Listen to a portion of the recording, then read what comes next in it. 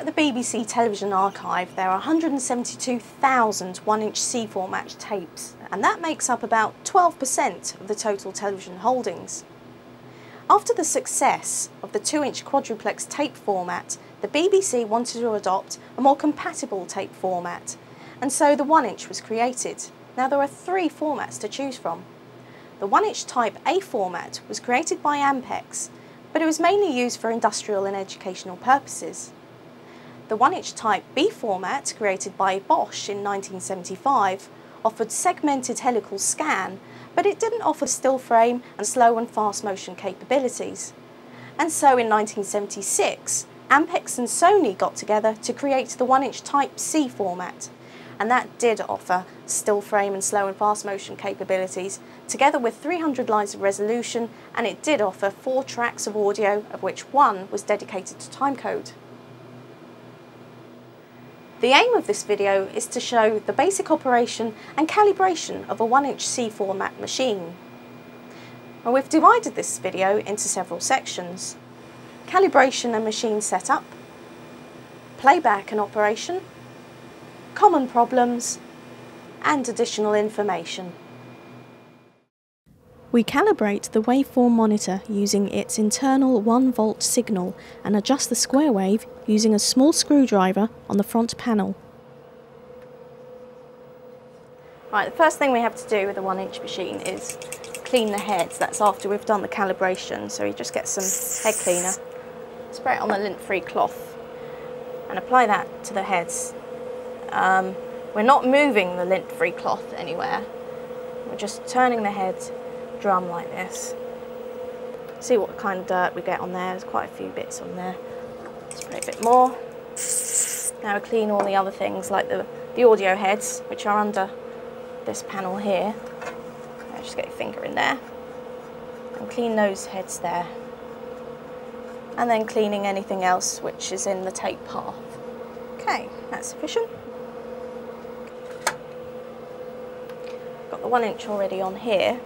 So make sure that that is properly in, and that's held securely there, so it's not going to fly off when we start playing the tape. Round all these bits, around the head drum, making sure it's in there between the audio heads, up the top round there, and feed it through to the take-up.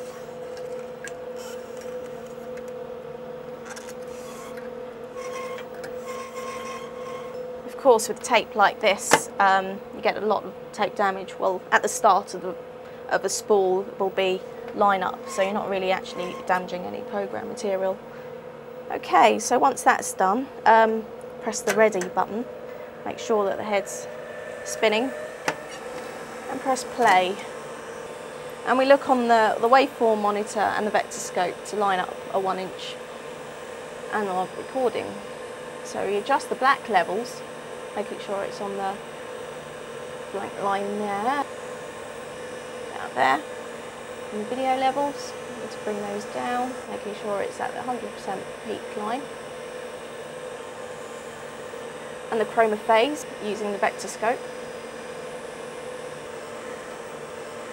And also the chroma levels, using the waveform monitor, as well as the vector scope, making sure they're all in the little boxes. Then we adjust the diff gain, which is this knob here, and make sure that that's within spec. Right about there. And then the audio levels, we need to make sure that the 1 kHz tone is on the PPM4, which is standard across the BBC. So we have audio on track 1 only, and timecode we have on, which is always on track 3. So make sure timecode's adjusted, that it's not going under and levels are not going over, otherwise it won't be able to read the timecode properly. So we need to get it within the green, which is there. Then we need to do a horizontal phase, which is this one down here. So we use a little tweaker and we move the knob left or right, making sure that the frame is accurate and we're not losing parts of the information of the tape. So There you go, that's accurate. Also notice that these boards here, which adjust picture quality, are easily accessible and they're not contained within the unit itself. You can pull a board out and adjust it and repair it if need be. And then once we've lined that up, we now need to make sure that it's the right program. It corresponds to the VTR, which is in the box of the 1-inch. I can shuttle through that, and as you can see, you can shuttle in vision there because it's 1-inch C format. And if we play, now we need to check program levels, which sometimes doesn't always correspond to the line-up levels on the tape. So we usually tend to ignore opening titles because levels are always changing in opening titles. So we actually use program material. And then again, we adjust the black levels, making sure it's okay. Video levels, making sure it's not going over 100%. And the same for chroma, that there's not too much chroma and you get a lot of chroma noise and it just is not happy. And chroma phase, which is quite important when we're doing transfers to digital. So there we go, and that looks correct to me. Audio seems a little high, so I'll just adjust that again. And that looks correct. And then we do the transfer. And any faults that we find, we use a button here called Demod Out, and we can actually see any line dropouts on a tape. You'll see them as coming up as black lines. And we note down any faults that we find during transfers. There's quite a few line dropouts showing there.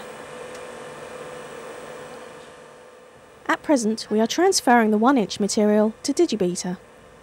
The PAL signal is decoded using a specialist spectral decoder designed by the BBC Research Department at Kingswood, Warren. The first active line of Field 1 video contains data about the decoded signal, and this is shown as a line of small dots beneath the VTC. 1-inch audio is transferred as follows. For 1-inch monotapes, the audio on track 1, the main program sound, are transferred to tracks 1 and 2 on the Digibeta tape. This is known as dual mono and ensures that the audio is stereo compatible. 1-inch track 2, which may have different audio on, is transferred to Digitrack 3 and 1-inch track 4 to Digitrack 4. The longitudinal time code from track 3 on the 1-inch is transferred to the DigiQ track. With stereo 1-inch tapes, tracks 1 and 2 are transferred respectively to Digitracks 1 and 2, and nothing is transferred to Digitrack 3. 1-inch track 4 sound is sent to Digitrack 4. The longitudinal time code from track 3 on the 1-inch is sent to the DigiQ track. We are now going to show you some common problems you may encounter with programs replayed from 1-inch C format videotape. They fall into two broad groups: faults that originated when the recording was made, and faults that occur in the replay of the 1-inch tape when transferring to an archive medium. The first type of fault can be split into dubbed faults and recorded faults. When the recording was made, there may have been problems with the source material, such as a camera fault, or a problem with the studio or remote feed, or the fault could have been copied from another videotape recording. Unfortunately, this type of dubbed fault cannot be fixed. It's also possible that a problem occurred in the videotape machine when the recording was made, such as a recorded head clog or a servo disturbance caused by a non-standard video source. There is a possibility that this type of fault may play back better on a different machine. The second type of fault is one that happens with the replay of 1-inch tape, and there is a strong chance that the fault can be corrected or improved.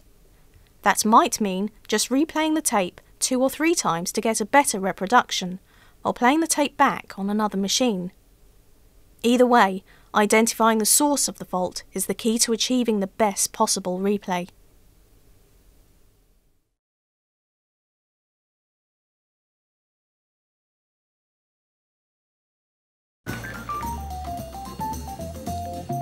Here's Anna Maria, originally from Sicily.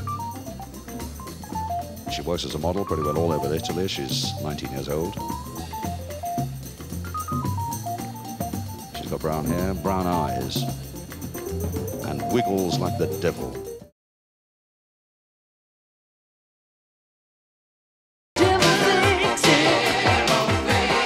The remains of a cow were found near the point at which a train went off the rails last night. Will price their own people out of jobs in the public sector and people in the private sector.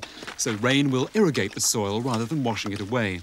This with the help of military technology. Gosh, OK, let's put the lights on. Oh, that's better. Bottom yard and the top yard, you get used to the crowd sort of being there and the tension doesn't sort of take over as much. But it's worse when you go on the top of the button. To suppose they share that world, to think their sort is matched by something in it, and to have a job to fall back on. It forces you to think about something other than yourself, something other than your own poems. And his denunciation of both the style and direction of Mrs. Thatcher's government. Time will depend on the children of the terror, orphan soldiers whose only school... How they can become a powerful extension to your telephone, but not just for the kind of electronic mail we've just seen.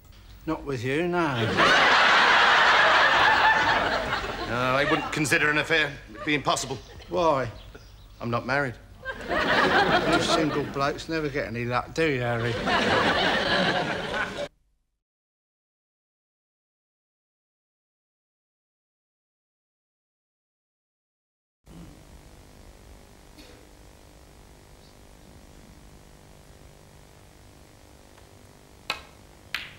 What? Apex are coming down. Yeah, but... Now, the evening news on BBC One with Moira Stewart. The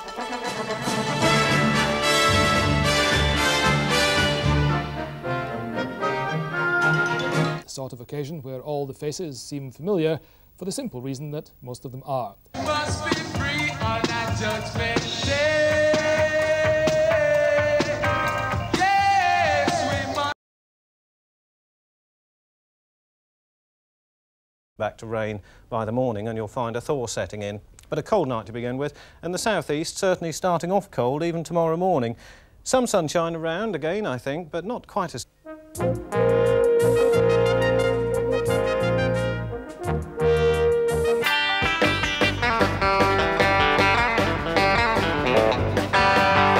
I think it's the Irish scallop. Well, I don't, actually, but I'm choosing the Irish scallop. And Freud wouldn't know, being in the Liberal Party. Clement Freud. Well, the Liberal Party are very clear about that sort of thing.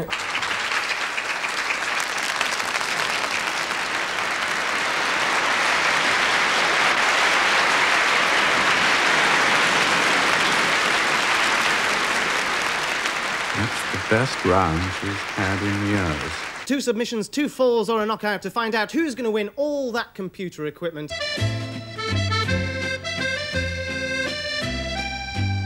What about cafe owners? And it's a series which started, I thought, very well.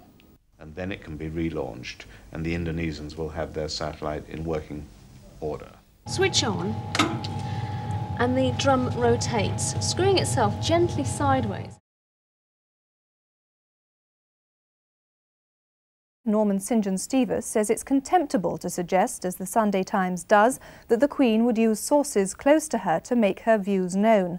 And indeed, the report has been fiercely denied by the Queen's press secretary, Michael Shea. But the Sunday Times is insisting that it came from a highly placed source in Buckingham Palace who was fully aware of the political repercussions. We've just been joined in our central London studio by the editor of the Sunday Times, Andrew Neil.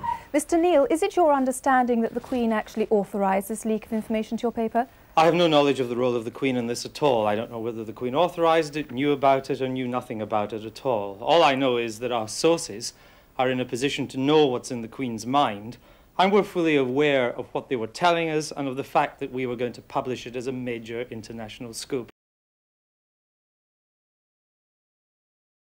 And the value of the Japanese cherry, we get the double pink flowers in the spring. In the autumn, we get these marvellous colours. It's a beautiful tree, isn't it? Beautiful tree, that is. Yeah. And then, you see, it's interesting there to look at this. There are the buds coming, the fat buds, that will provide the double pink flowers in the spring of next year. So that's we've got to look forward to.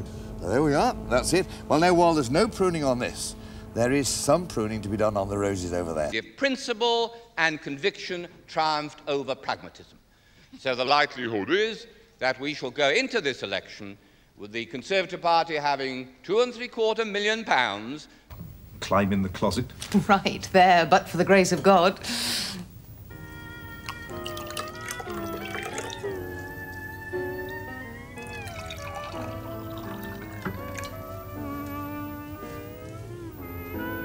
Like the roses everywhere.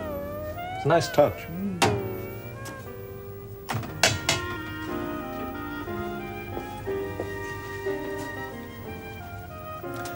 I have decided that it isn't fatal after all, and that with a little care and attention, I might just be as good as ever I was. Here's the Skittles.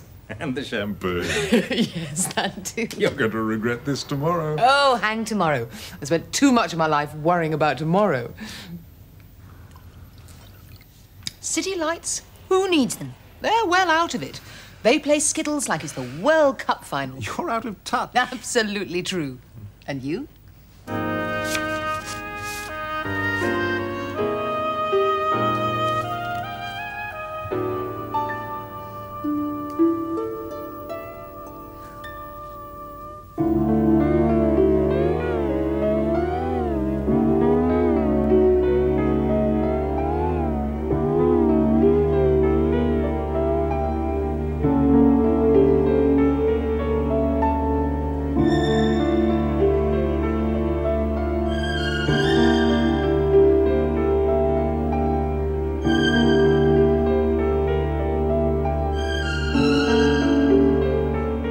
A veil of cloud will come over, and before morning you'll get some rain coming into southwest areas around midnight, and then these other southern counties.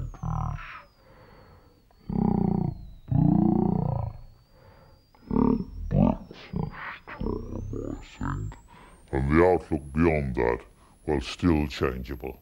Good afternoon to you. Things are bad when he's talking about excess sunshine. Now our city spot, and today Heather Payton reports on a new financial move by the filmmakers who brought you Gandhi.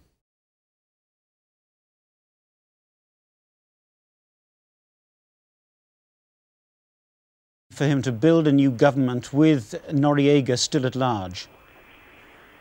Oh, I don't see that would pose any problem. Noriega may be general, but he doesn't seem to have an army right now.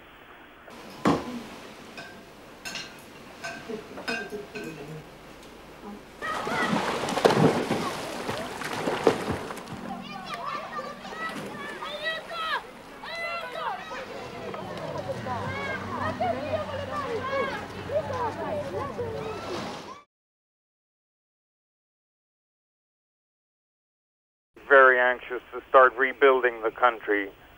He's a very bright, capable man, and we're all behind him, and if need be, we'll sacrifice whatever we have to get this country going again.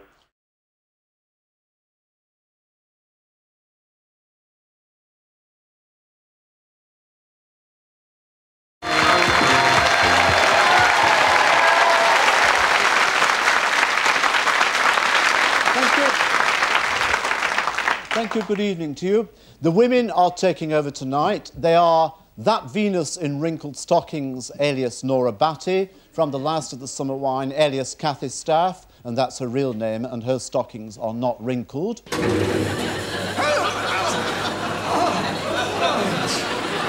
in here, really.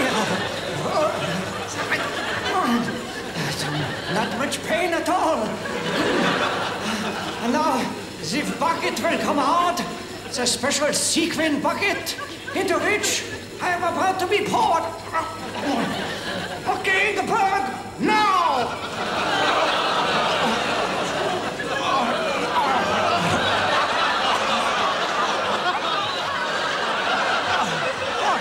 I think I've broken my contact lens. Thank you,